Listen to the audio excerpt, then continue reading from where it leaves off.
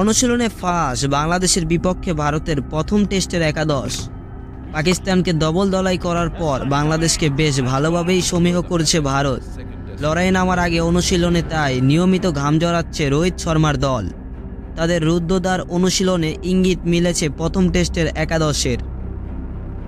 2 ম্যাচের সিরিজে প্রথম টেস্টে আগামী 19 সেপ্টেম্বর চেন্নাইয়ে বাংলাদেশকে আতিথেয়তা দেবে ভারত।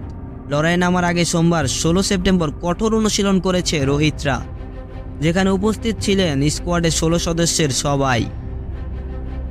টাইমস অফ ইন্ডিয়া সহ ভারতের একাধিক সংবাদ মাধ্যম বলছে অনুশীলনে বাড়তি ঘাম জড়িয়েছেন 11 জন ক্রিকেটার, যাদের নিয়েই গড়া হতে পারে প্রথম টেস্টের একাদশ। এদিন নেটে প্রথমে ব্যাটিং অনুশীলন করেন বিরাট কোহলি, তার পাশের আরেকটি নেটে ব্যাট হাতে ঘাম জড়ানো যশস্বী জয়সওয়াল। বাংলাদেশের বিপক্ষে এই দুজনকেই দেখা যেতে পারে ওপেনিংয়ে। কোহলি ও জয়সওয়ালের জন্য বল করেন জাসপ্রীত বুমরা ও রবিচন্দ্র অশ্বিন। 2 ওপেনারের পর নেটে ব্যাটিং অনুশীলনে আসেন অধিনায়ক রোহিত শর্মা, শুভমান গিল ও সরফরাজ খান। ব্যাটিং পজিশন অনুযায়ী তারা অনুশীলন করেন। বাংলাদেশি স্পিনারদের কথা মাথায় রেখে নেটে স্পিনারদের উপরই বেশি নজর দিয়েছেন রোহিত। এরপর অলরাউন্ডার রবীন্দ্র জাদেজা, উইকেটরক্ষক ব্যাটার ঋষভ পন্থ ও পেস বোলার মোহাম্মদ সিরাজও নিজেদের ব্যাটিংটা জ্বালিয়ে নিয়েছেন।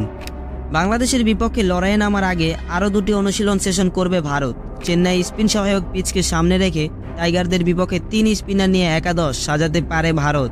অশ্বিন ও জাদেজার সঙ্গে যেখানে জায়গা হতে পারে কুলদীপ যাদবের, বোলিংয়ে 2 পেসার বুমরা ও সিরাজ তো থাকছেনই। 2 ম্যাচের সিরিজের দ্বিতীয় টেস্টটি 27 সেপ্টেম্বর কানপুরে অনুষ্ঠিত হবে।